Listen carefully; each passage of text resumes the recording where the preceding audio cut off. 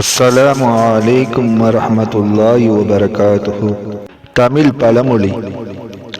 ஆறு ஓடும் காரணம் கடல், அதுபோல் நபிமார்களின் ஒளிக்கெல்லாம் மூல காரணம் நபி ஸல்லல்லாஹு அலைஹி வஸல்லம் அவர்கள். தமிழ் கவிதை. கடலாய் விரிந்த நபிஞானம், அலைகளாய் வந்த நபிமானம், ஒரு துளியால் உலகம் வாழ முழு கடல் முஹம்மது முஸ்தபா ஸல்லல்லாஹு அலைஹி வஸல்லம் நாமம்.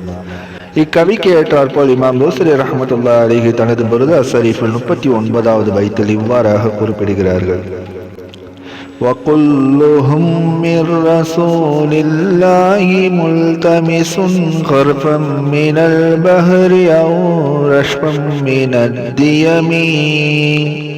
தமிழ் மொழிபெயர்ப்பு.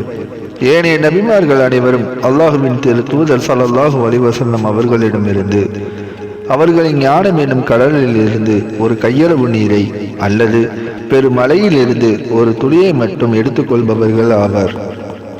கவிஞர் கூறுகிறார், அல்லாஹ் அனுப்பிய ஒவ்வொரு நபியும் உயர்ந்தவர்களே, ஆனால் அவர்களுக்கு அளிக்கப்பட்ட ஞானம், அருள், வழிகாட்டுதல் அனைத்தும் நபி முஹம்மது முஸ்தபா ஸல்லல்லாஹு அலைஹி வஸல்லம் அவர்களின் பெருங்கடலான ஞானத்திலிருந்து பிரிந்த ஒரு அலை மட்டுமே.